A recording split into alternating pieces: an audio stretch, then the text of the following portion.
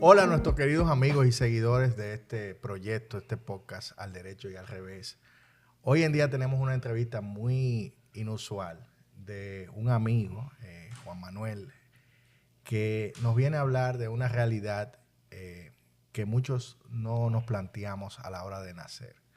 Verse entre la vida y la muerte con una enfermedad tan fuerte como el cáncer. Juan Manuel, bienvenido. Que esto sea una conversación diáfana. Gracias por asistir a nuestro podcast. Y quiero empezar la entrevista hablando un poquito de ti. Sé que eres un joven que estás dentro de una fundación que se llama Un Amigo Como Tú, perdón, que tiene que ver con defender los derechos de las personas que tienen cáncer, leucemia y ese tipo de enfermedades. Vamos a comenzar esta conversación hablando un poquito de Juan Manuel. ¿Dónde nace Juan Manuel? ¿Cómo se desarrolla su vida? ¿Y cuándo te dan la noticia de que tenías una enfermedad grave, terminal? Como no, Franklin, agradezco de nuevo la invitación aquí al Derecho y al Revés. Y obviamente esta oportunidad que tú me das de contar mi testimonio y sobre todo el trabajo que estamos haciendo desde la Fundación Un Amigo Como Tú, a los que nos escuchan, a los que nos ven a través de este podcast. Yo soy el mayor de 3 hermanos. Nací aquí en el Distrito Nacional. Tengo 38 años, pero es a la edad de 17 años, casi cumpliendo los 18, cuando estoy terminando mi primer semestre de Economía en la Universidad Autónoma de Santo Domingo, UAS, que fruto de un proceso gripal normal, común y corriente, y que nos dio prácticamente a todos en casa, acudimos al médico a hacernos las evaluaciones. Me hacen una radiografía de tórax, y en esa radiografía sale una mancha negra. O sea, se ve que hay una masa entre el corazón y el pulmón. Evidentemente, luego de ese primer hallazgo, me hacen una biopsia en la cual sale como resultado que tengo un linfoma no-Hodgkin, que es un tipo de cáncer que afecta lo que son los ganglios linfáticos. Los ganglios son esos puntos que tenemos en el cuerpo donde pasa la sangre, donde se licúa la sangre y se genera también material sanguíneo. Cualquier cosa, no soy médico, podemos validar eso luego con Google, pero más o menos es parte del sistema linfático, ¿verdad? Y este tumor estaba ahí, presente, y por ello tuve que empezar de inmediato con lo que es un tratamiento de quimioterapia y radioterapia también de consolidación, y ahí empieza mi historia con la enfermedad. Psicológicamente, cuando a ti te dicen, mira, tú tienes una enfermedad grave, una enfermedad que normalmente el índice de sobrevivencia es bastante bajo. Sí. ¿Cómo se siente Juan Manuel como ser humano y al recibir esa noticia, y qué te pasa a ti por la cabeza? Correcto. De hecho, puntualizando en eso que tú acabas de decir de las tasas de sobrevivencia o de cura en esa enfermedad, en el caso mío eran muy bajas, debido a que el tumor, por el lugar donde se encontraba, en el mediastino, y por el tipo de linfoma que era de células T, era uno de los más agresivos que existen en ese tipo de cáncer.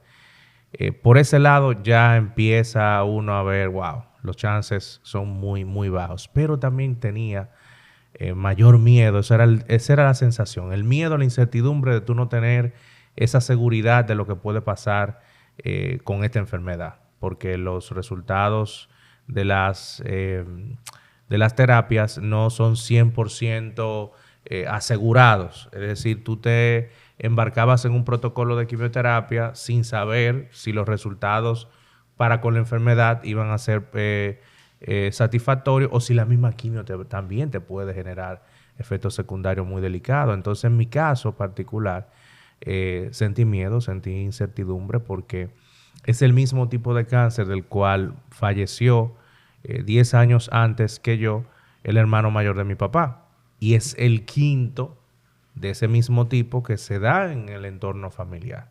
Entonces, al recibir esta noticia, tanto mis padres como mis familiares cercanos, evidentemente, sucumbimos al miedo, a la incertidumbre, pero no solo por la enfermedad misma, sino por el hecho de tener este diagnóstico en un país como la República Dominicana, en un año 2005, donde todavía no había empezado lo que es el régimen contributivo en la parte de salud, en la parte del seguro familiar de salud, y evidentemente en una familia de clase media baja, de trabajadores del sector público, que nadie espera una noticia tan impactante como esto. Entonces, eran las dos. La enfermedad por un lado y el tema del costo y el acceso a los medicamentos por otro.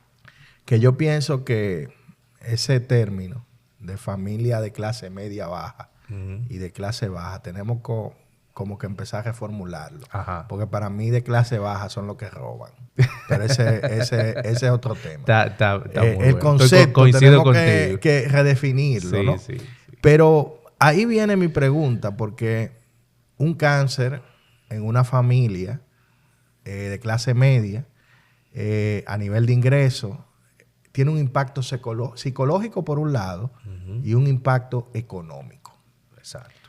Entonces, tú comienzas tu tratamiento. Yo quiero que tú me expliques, para que la gente que nos escucha entienda el impacto económico que tiene una enfermedad como esta en el presupuesto de una familia y que el Estado Dominicano te brindó cuando tú lo necesitabas. Muy buena pregunta, Franklin, porque es la pregunta, yo creo que la que ocupa el primero o segundo lugar de las preguntas que nos hacen a nosotros las familias o los mismos pacientes que son diagnosticados con estas enfermedades. ¿Qué pasa? En términos de, en aquel momento, como te decía, apenas comenzaba la seguridad social en nuestro país. Solamente en la parte del régimen subsidiado, que es aquel que protege a las personas con cierta vulnerabilidad socioeconómica, había empezado el tema de la seguridad social. Y en la parte del régimen contributivo, es decir, los trabajadores asalariados y sus familiares dependientes, como era mi caso, no contábamos todavía con una cobertura por parte de la seguridad social. Existían las ARS en ese momento, brindaban planes individuales de salud, los cuales estaban muy limitados, con muchos, vamos a decir, coberturas muy bajas y también con muchas exclusiones y muchas limitaciones para uno tener esa atención que uno ameritaba. ¿Qué pasó? Que por medio de mi compañía de seguro de ese momento, obtuvimos una parte, pero limitada a $500,000 de pesos al año. Y lo otro, evidentemente, salía de los bolsillos de mi... ¿Cuánto tú gastabas al año, más o menos? Para darte un ejemplo, un protocolo de quimioterapia, de esa quimioterapia convencional en ese momento, a precios de ese año 2005, podría fácilmente superar cada sesión los 140,000, 150,000 pesos. ¿Y tú tenías cuántas sesiones? Entonces comenzamos con 6 sesiones, pero también están las radioterapias para consolidar ese proceso. De manera que una vez agotado rápidamente ese $500,000 que teníamos a través del seguro de salud privado, pues teníamos que entonces sacar de los ingresos corrientes, pero también endeudarnos. Y en menos de un año, mi familia vio agotada su capacidad de endeudamiento. Porque no solamente el tema... Dame un estimado más o menos cuánto era el costo anual de esa enfermedad y qué tiempo duró. Bueno, duramos 6 años. 6 años. Y evidentemente no fue la quimioterapia ni la radio lo único que me tuvieron que proveer, sino que también tuve que vivir 2 años, tuve que salir fuera del país porque no encontrábamos ya más medios económicos de cómo sostener esta terapia, ni tampoco teníamos la forma de acceder a los tratamientos que yo iba a necesitar. Pero vamos más para allá, porque es un poquito más para adelante. Una familia que tiene una persona con esta condición fácilmente tiene que estar rondando los 100, 150 mil dólares quizás al año, o 200 mil, dependiendo del pronóstico que tenga, del tipo de enfermedad que tenga. Hay veces que es muchísimo más de ahí, porque sabemos que hay muchos tipos de cáncer. Pero en mi caso, ya para ese momento, estamos hablando de 8 meses, de 8 meses a un año, ya se habían gastado más de 2 millones de pesos. Y teníamos una cobertura nada más de 500 mil por el seguro. O sea que el 70% era a bolsillo limpio. A bolsillo limpio. ¿Y qué pasa cuando ya tú agotas esa capacidad de financiamiento, de endeudamiento, después que ya tú vendes todo lo que podías vender para poder costear eso? Pues salir a pedir, hermano. Y en ese momento, la mano amiga del Estado se manifestó a través de instituciones de ayuda social, como el Plan Social de la Presidencia, la Lotería Nacional, la misma institución donde mi papá trabajaba. También nos dio un apoyo pero yo quiero parte. hacer un paréntesis en pero eso. Era a través de solicitudes. Sí, pero yo quiero hacer un paréntesis en eso. Tal. Porque nosotros, como país subdesarrollado, entendemos el concepto de mano amiga. Y mano amiga no es en realidad, porque el Estado está llamado a salvaguardar los derechos de todo lo que pagamos impuestos. Correcto. Muy importante que la gente entienda eso. Que no es una dádiva. No es una dádiva, no es que tú o sea, que tú tengas que denigrarte como ser humano a irle a pedir al favor de un Dios funcionario, de que tenga una condescendencia contigo desde el punto de vista ético. Desde el punto de vista de lo que es la moral del ser humano, es algo que yo entiendo que también tenemos que cambiar, porque tenemos que tener una cobertura social. Pero aparte de eso, del trauma psicológico, cuando tú ves que tienes que hacer eso, que tienes que ir a todo ese tipo de tratamiento, hay un impacto físico. Porque me imagino que cada vez que te daban una quimioterapia o que te daban una radiación, son tratamientos que producen un desgaste físico. Correcto. Y emocionalmente también. Correcto. Háblame un poquito de tu experiencia, del tratamiento y de cuáles fueron las cosas que tú viviste dentro de ese tratamiento y cómo tú te sentías físicamente. Claro. Lo primero es la primera secuela o impacto que tú recibes sobre tu cuerpo y sobre tu estado anímico. Es el tema de estar aislado. Es decir, como la quimioterapia, entre otras terapias, te suprimen lo que es tu sistema inmunológico, tienes que estar recluido, ya sea en tu casa o ya sea en el hospital.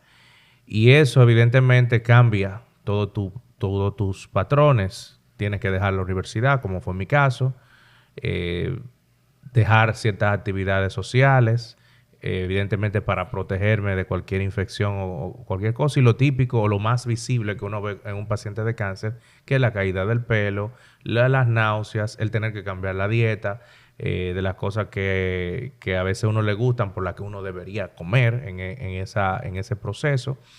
Y el impacto físico no es tan grande en comparación con el impacto psicológico, que es lo que tú también mencionabas. El impacto psicológico de tú no saber si realmente vas a mejorar tu condición de salud. El impacto que te produce a ti el hecho de que tú sabes que eres causa de sufrimiento y de dolor también para tus familiares o cuidadores, porque ellos tienen que, además de ayudarte en el proceso de acompañamiento al médico y tal, están también en la búsqueda del dinero para costear eso. Y tú dices, wow, pero ¿por qué a mí? ¿Por qué a esta edad? ¿Por qué en un país como República Dominicana? Pero evidentemente, además de que uno tiene personas, una red de apoyo que está ahí, también no podemos dejar de mencionar de que la ayuda de Dios en todo este proceso fue fundamental.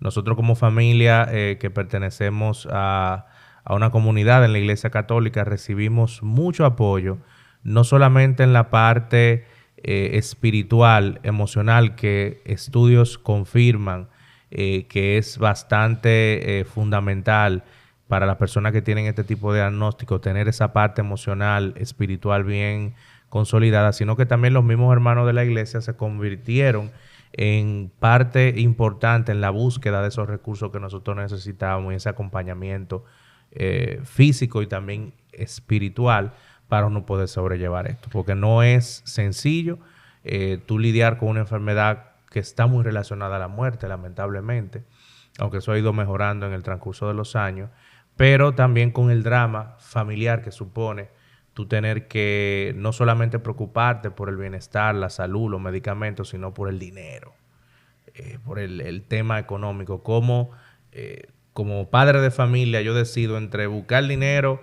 para la terapia de este muchacho o la manutención de los otros hijos que están en el hogar, los estudios, las demás necesidades básicas de la familia. Entonces, todo eso se hace más llevadero si tú cuentas con el apoyo espiritual y psicológico, tanto de una iglesia, de unas personas que te puedan sumar, te puedan ayudar en esa parte, igual profesionales de la salud mental son necesarios, o una red de amigos, simplemente que estén por ti. La fe es un elemento fundamental en este tipo de situaciones. Pero desde luego. Yo no puedo juzgar porque no he estado, pese a que he tenido situaciones, no he estado en tu lugar. En algún momento de tu enfermedad, de tu proceso, tú te planteaste, pero Dios realmente existe. ¿Por qué Dios me manda esta vaina a mí, que soy un jodido? Si yo veo que hay tanta injusticia dentro del mundo, hay tantos funcionarios que se roban tantos millones, tanto delincuente, hay tantos delincuentes atracando, tanta gente pasándola bien, de risita. Y yo, que soy un tipo que voy a la iglesia, me da un maldito cáncer. Entonces, es algo que realmente tiene un impacto. O sea, en algún momento tú dudaste de la existencia de Dios o de una fuerza superior. Te viste en una situación donde tú dijiste, no, pero Dios no puede permitir esta vaina porque si Dios es justo, porque a mí, ¿por qué no al vecino? Correcto. ¿No entiendes? ¿Te lo planteaste? Mira, sinceramente, siéndote muy sincero, esa pregunta fue al revés. Yo confirmé la existencia de Dios y de que es un padre que provee y que está pendiente de todas las necesidades de sus hijos a través de mi enfermedad. ¿Por qué? Porque nosotros que hemos sido, ahí te incluyo porque sé que también tú lo eres, que hemos sido criados en un ambiente familiar católico, de colegio católico, que nos llevan a la primera comunión, a la catequesis y todo. Uno básicamente era de oídas y repetía como un papagayo ciertas cosas. Creo en Dios Padre Todopoderoso, creo en Jesucristo, creo en el Espíritu Santo. Pero cuando tú ves la situación que a nosotros como familia y a mí en lo personal, como tú me preguntas, que las cosas, a pesar de las dificultades, aparecen en el momento oportuno. Que independientemente de que el pronóstico no fuera el más positivo, los resultados luego venían mucho más favorables. Tú decías, no, realmente hay una fuerza, hay alguien que está detrás de todo esto, superior a mí, que me está conduciendo por este proceso y que me va a dar todo lo necesario y que me va a dar lo que realmente yo necesito para poder ser mejor persona.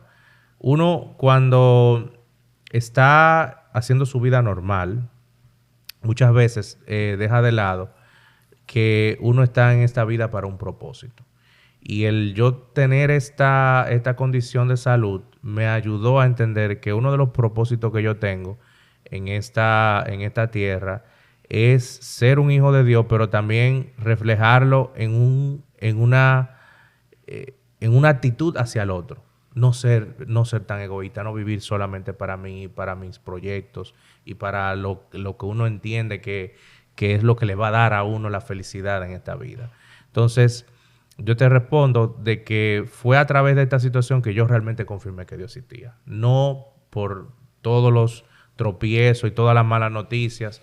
En ese momento yo lo que sí te digo que en mi carne, humanamente, sentía miedo, a veces cuestionaba a Dios de por qué las cosas no se daban en la forma que yo quería o en el tiempo que yo quería. Pero a la larga, cuando yo veía luego cómo las cosas se daban, entendía que realmente el tiempo de Dios es perfecto. Y que ese tiempo que yo permanecí durante esos procesos de tratamiento, ese tiempo que yo pude conocer personas, conocer el amor de la gente, la solidaridad, fue realmente necesario para hacer lo que yo, la persona que tuve ahora de frente a ti. Pasas el proceso, pasas el tratamiento, viene con un desgaste económico, un efecto psicológico. ¿Cuándo te enteras y cuándo recibes la noticia de que hay una remisión del cáncer y que se puede salvar y que puedes tener una vida normal? Claro. Nos quedamos en las primeras terapias que me dieron en el año 2005. Tuve una remisión parcial, que es cuando tú tienes desde el punto de vista de las imágenes médicas o de cualquier estudio de que no hay presencia de tumores activos, pero eso nada más duró un año. Al año, es decir, tuve una recaída. Luego me preparan y me hacen un trasplante de médula ósea autólogo, es decir, utilizando mis propias células madres para un tratamiento intensivo de quimioterapia que evidentemente borra todas tus células buenas, incluyendo las células sanguíneas, y por eso tienen que volverte a Es como nacer de nuevo. es como nacer de nuevo, literalmente. Te hicieron un reset. Exacto, literal. un reset en una noche, te dan la quimioterapia que te van a dar en un año. Entonces, en ese proceso te ponen de nuevo las células de la médula ósea, que son las que producen la sangre de nuevo, un proceso de casi un mes en aislamiento, en una sala especial en el hospital donde se me hizo el trasplante aquí, en la Plaza de la Salud. Y tuve también otro año de remisión parcial. Vuelvo y tengo otra recaída, entonces, ¿cuáles fueron las opciones? Darme más quimio, a ver más o menos cuál era la respuesta. Y es ahí donde entonces se da la coyuntura de que tengo que buscar una alternativa fuera del país, porque aquí en ese momento no contábamos con lo que es el PET scan para determinar si lo que aparecía a nivel de las tomografías era todavía la enfermedad o eran secuelas de los procesos anteriores. Y ahí es que buscamos entonces el apoyo de una institución, de una fundación que se hiciera cargo de mí. Y ahí es que voy entonces a Nueva York y en 2 años allá, a través de varias instituciones, puedo recibir de nuevo el tratamiento. Y sucede que en ese momento, allá en Estados Unidos me dicen, mira, dadas las características de esa enfermedad, nuestra misión es que tú llegues vivo a los 23 años. ¿Por qué? Wow. Porque con 23 años se para el proceso de crecimiento en el hombre o de desarrollo. Y estimamos que si tú, es decir, el cáncer tuyo está siendo muy agresivo y vuelve porque tú todavía estás en ese proceso de desarrollo. Es decir, las células malas con las buenas se están desarrollando. Si llegamos a los 23 años contigo, hay muchas chances de que ya tú tengas una remisión total, como tú acabas de decir. Así fue. Y en ese proceso también se trató de hacerme un segundo trasplante de médula ósea, pero con donante. No ya con mis propias células, porque ya mis propias células no servían para ese proceso. Y cuando se hacen las pruebas de compatibilidad entre mis hermanos, resulta que ellos son 100% compatibles entre ellos, pero conmigo no. Eso fue un duro golpe. De hecho, esa noticia la recibí un día de mi cumpleaños. Mi cumpleaños número 20, esa fue abrimos los resultados, no hay compatibilidad. Pero ahí fue que entonces vimos lo difícil que es para un dominicano o un latino, que tenemos un mestizaje bien amplio, conseguir un donante compatible fuera de la familia. Y empezamos a hacer jornadas de búsqueda de un donante para mí, en el caso eventual de que la enfermedad volviera y tuvieran que hacerme otro trasplante. Al día de hoy yo no he encontrado un donante compatible 100%. Lo más que se ha acercado es un 6 de 10 en los puntos de compatibilidad que hay que tener.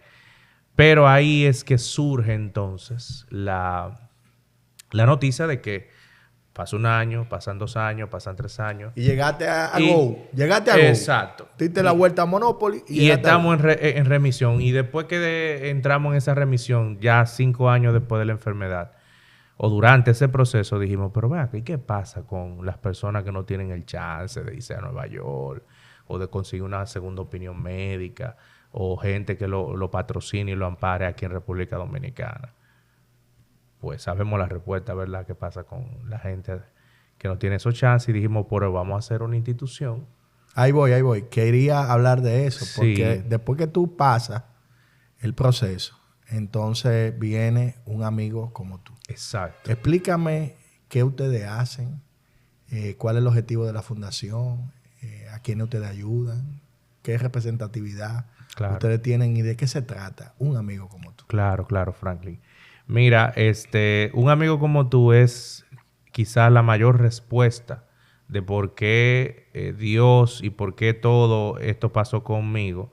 Porque luego de que nosotros hicimos toda esta red de apoyo para buscar un donante para mí, para buscar los medios para costear esos tratamientos, ese mismo grupo de personas, entonces llegamos a la conclusión que debíamos hacer eso por el resto de nuestros hermanos dominicanos que no tuvieran esa oportunidad.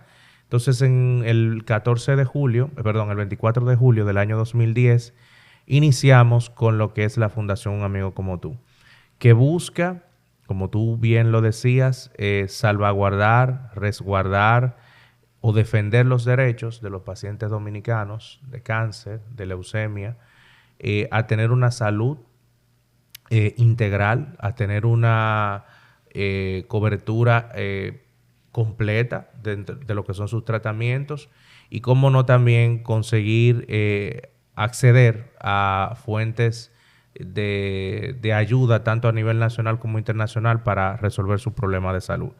Eso es de manera resumida, pero ¿cómo lo hacemos nosotros? En principio, surgimos para crear el primer y hasta ahora único registro de donantes de médula ósea que hay en República Dominicana. Ese fue nuestro primer objetivo, lo logramos apenas al año de habernos constituido.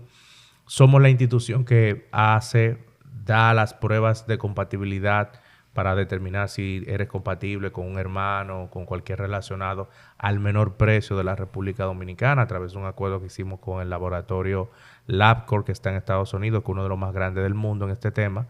Es decir, subsidiamos esa prueba para los pacientes y sus familiares. Y también en la búsqueda de donantes de sangre, de plaquetas, que es un reto grandísimo que tenemos en nuestro país. Lo vemos a cada rato que nos llegan mensajes por WhatsApp o vemos en las redes sociales. Se necesita un donante A negativo en el Robert Reed.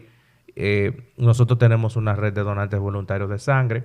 Y en el tema de la adquisición de los medicamentos, tanto por el sistema de seguridad social, con las ARS, como también a través del programa o Dirección de Medicamentos de Alto Costo de Salud Pública, que son, sobre todo este programa ha sido como la solución o la tabla de salvación de los pacientes que tienen estos diagnósticos, porque son terapias que no hay forma de que una familia la pueda sostener. ¿Cuántos enfermos de cáncer tenemos en República Dominicana aproximadamente todos los años? Tú sabes que esa es una de las grandes debilidades que contamos como país. No tenemos un registro nacional de tumores, no tenemos una estadística completa a partir de los registros de todos los diagnósticos que se generan. Pero sí, lo que es la iniciativa global para el cáncer, Globocan por sus siglas en inglés, determina que en nuestro país hay más o menos un diagnóstico de casi 40,000 personas que están con la enfermedad de cáncer, siendo los más frecuentes o comunes el cáncer de próstata a nivel de los hombres, el cáncer de mama, el cáncer de piel mundialmente es el más frecuente, pero eso se deja fuera de las estadísticas, y tenemos también el cáncer cervicuterino en el caso de las mujeres y también los cánceres asociados a la sangre como el linfoma, que fue el que yo padecí, y la leucemia. Este tipo de enfermedades han ido en aumento porque además de que contamos con medios diagnósticos que permiten detectarlo, antes la gente simplemente se moría y nadie sabía por qué, pero hoy día sí se pueden detectar con más facilidad. Pero también es porque nuestro país, en su condición de desarrollo, ha ido cambiando ese perfil epidemiológico que teníamos, que hace 50 años atrás nosotros nos moríamos de sarampión, de diarrea, de rubeola, de enfermedades infectocontagiosas de un país tropical. Ahora nos enfermamos de cosas de países más desarrollados, que sí diabetes, que temas de asociados a la salud cardiovascular y obviamente el cáncer, que está muy asociado a los patrones de vida que llevamos, donde hay una mala alimentación, mucho estrés, poca actividad física. Son cosas que promueven que este tipo de enfermedades vayan en aumento. Y también tenemos un tema, y es que lamentablemente como país la mayor parte de los pacientes que descubren que tienen la enfermedad ya es en una etapa muy avanzada. ¿Por qué? Eso tiene diferentes causas detrás.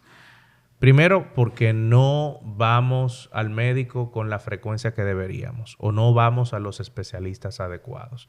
Y también el mismo sistema de salud no tiene una forma, una puerta de entrada como es la atención primaria, que muchas veces lo hemos dicho que es una de las grandes debilidades de nuestro sistema, donde ese médico te refiera a hacerte los análisis y que te vean los especialistas adecuados para llegar al problema con mejor efectividad. Y la gente da mucha vuelta, va de médico en médico, y cuando va y tiene el diagnóstico definitivo, ya la enfermedad ha avanzado mucho. Entonces, por eso tenemos grandes unos indicadores de sobrevivencia o de mortalidad a la enfermedad que pudieran ser menores, pero es por esa situación. Y ya luego, entonces, lo que hemos venido diciendo del principio, las barreras en el acceso y la cobertura a través del sistema de seguridad social. Tú viviste una enfermedad antes de una reforma. Sí. ¿Qué pasó después de que se implementa la ley de seguridad social? ¿Realmente tú sientes que hubo una mejoría en lo que tiene que ver con las coberturas para este tipo de enfermedades? ¿O realmente seguimos con la misma deficiencia que teníamos antes de la ley de seguridad social? Siendo objetivos, Franklin, podemos decir que la implementación de esta ley 8701, sobre todo en la parte de salud, ha sido una de las mejores conquistas que hemos tenido como sociedad. ¿Por qué? Porque como yo te decía, antes del Seguro Familiar de Salud, de la ley 8701, existían solamente los planes privados o las igualas médicas, que tenían exclusiones por persistencia, por edad y ese tipo de cosas. El sistema de seguridad social elimina eso.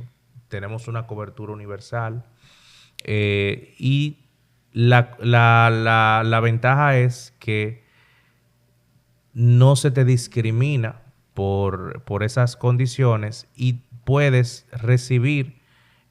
puedes acudir a una red de salud mucho más amplia, porque anteriormente estas aseguradoras tenían su propia red pequeña de prestadores. Una persona que tiene un carnet de seguro, no importa si es subsidiado, si es del régimen contributivo, puede acceder hoy a terapias y a ir a sitios donde anteriormente solamente el que tenía un buen seguro podía acudir.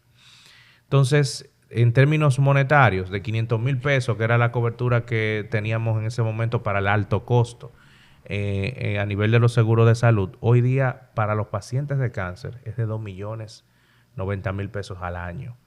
Y tú dirás, bueno, pero todavía es bajo en comparación con lo que tú me acabas de decir, que son los costes para una familia. Pero 4 veces mejor que pero 4 veces mejor de lo que teníamos antes. Y evidentemente siempre hay aspectos de mejoría en el sistema, pero también, pero no podemos dejar de decir que ha sido un gran avance. Una de las cosas más importantes que tienen las sociedades es el tema de la representatividad. Yo siempre digo que cuando tú estás decidiendo en función de la vida de personas, tú no puedes solamente interactuar con los dueños del negocio, con la clínica y los pacientes, dejarlo fuera de la discusión. Es como lo que está haciendo en estos momentos Donald Trump, que está negociando la paz de Ucrania, pero no invita a Zelensky, sin él ser presidente de Ucrania. Pero ese es otro tema. Pero mi pregunta va en ese sentido, porque cada vez que se discuten contratos de póliza de cobertura, de temas que tienen que tener impacto con los medicamentos, con la aprobación de los catálogos, etcétera, etcétera, me gustaría saber tu percepción de si tú sientes que a ti se te da participación a tu fundación, a la fundación no tuya, bueno, la fundación que tú representas, Claro. dentro del marco de esas discusiones que deciden vidas. ¿Tú sientes que sí o sientes que es algo que debe mejorarse? Mira, yo creo que es la pregunta más profunda que me han hecho en los últimos años de cara a la labor que realizamos en la fundación, y te la agradezco mucho. ¿Por qué? Porque la percepción que se tenía de las fundaciones era de una labor simplemente altruista, social, solidaria, o asistencialista, esa es la palabra. Vamos a ayudarte a cubrir esa receta, vamos a pagarte, ayudarte con el pasaje, vamos a llevarte aquí, vamos a llevarte allí, pero no en esa parte que tú mencionas, que es de lograr incidir en esas políticas públicas que tienen que ver con nosotros. Y eso nosotros mismos como fundación y otras fundaciones con las cuales trabajamos, especialmente las que pertenecemos a la Biored de Centroamérica y Caribe, que es un colectivo de fundaciones que trabajamos con pacientes de enfermedades autoinmunes, de la cual somos parte aquí en República Dominicana, dijimos que no, nosotros tenemos que tener participación en esos espacios. Y créeme, esos espacios no te lo dan, tú tienes que pelear por ello. Tú tienes que hacer toda una labor, y esa labor a nosotros nos ha costado un trabajo de prácticamente 4, casi 5 años de cambiar ese chip. Primero nosotros como fundación, viendo la relevancia que tiene eso. Luego entonces viene ese proceso de tú tener presencia en esas instituciones o en esos espacios como lo son el Consejo Nacional de Seguridad Social, como lo es el Ministerio de Salud Pública, como lo es el programa de medicamentos de alto costo, que si van a negociar tanto con las empresas farmacéuticas que proveen estos productos, o si van a estudiar aumentar o incluir en el catálogo de la Seguridad Social un nuevo medicamento, un nuevo servicio, que la voz del paciente sea no solamente escuchada, sino tomada en cuenta para tomar esa decisión. ¿Tú sientes que se escucha? Sí, yo siento que hoy día sí, pero ha sido un camino bastante fuerte para que se logre. Y no ha sido simplemente por nuestra linda cara, sino porque las autoridades, y esto es un reconocimiento al gobierno del presidente Luis Abinader, de que han entendido de que eso es importante a la hora de formular y diseñar y también ejecutar políticas públicas, contar con el respaldo de la sociedad civil. Lograr que las entidades que tienen una mejor representatividad de esa población tomen parte en el proceso. Y ha sido también por los frutos que han visto durante estos años de trabajo que hemos tenido. Nosotros vamos a cumplir este año 15 años como fundación, y dicen, no, esto es una institución con una trayectoria, con unos resultados, con unos aportes concretos a esa población que defiende, que son los pacientes de cáncer. Vamos a traerla aquí a la discusión. Y eso evidentemente ha dado resultados positivos para nuestros pacientes, en vista de que nosotros hemos sido ese canal para poder facilitar muchas cosas, sobre todo en el acceso de los medicamentos de alto costo, como te mencioné, y también hemos sido veedores de muchos de estas programas y de estas instituciones que tienen que ver con nosotros. Y participamos, por ejemplo, nosotros tenemos participación en lo que es la Comisión de Economía y Financiamiento del Ministerio de Salud Pública para el plan decenal de salud, del plan de 2030, y recientemente nuestro vicepresidente Eduardo Hernández fue elegido como miembro titular del Consejo Nacional de Seguridad Social para representar lo que es el sector de otros profesionales de la salud. Eso es un reconocimiento de ese trabajo y evidentemente va a ayudar en esa labor de representatividad, porque dime tú, una persona, un paciente, una familia que está inmerso dentro de ese proceso, tiene que concentrarse en cómo salir de eso, pero necesita el apoyo entonces de una institución que lo represente en esas instancias donde se van a tomar esa decisión. Entonces esa labor la hemos asumido nosotros. Juan Manuel, por último, me gustaría que tú me dijeras, dado la limitancia que hay en República Dominicana de recursos, tú sabes que no pudimos pasar una reforma fiscal, que hay limitaciones de recursos, que somos un país pobre, pero grandemente endeudado. Si tú tuvieras que tomar 3 decisiones para que la situación de los pacientes con cáncer mejore en el país con los recursos que hay disponibles, ¿qué tú sugerirías que se hiciera? 3 simples cosas que podemos hacer hoy en día para mejorar la calidad de vida de quienes padecen esa enfermedad. Claro que sí, Franklin. Yo te la resumiría en estas 3. Primero, mejorar la calidad y la preparación del recurso humano en salud en República Dominicana. Eso fue un tema que no se me olvidó tratarlo durante también el espacio de esta entrevista. Y es que encontramos muchas prácticas inhumanas, insensibles por parte de los profesionales que, aunque reconocemos que son bastante comprometidos y que son el principal socio del paciente en esa búsqueda de la salud, debido a la saturación que tienen de tantos pacientes que ven, de tantas de la carga laboral que tienen, muchas veces no tienen el mejor trato hacia los pacientes. Y los pacientes sienten que no se les escucha, no se les toma en cuenta, ni se les está dando un trato de calidad. Esa es una.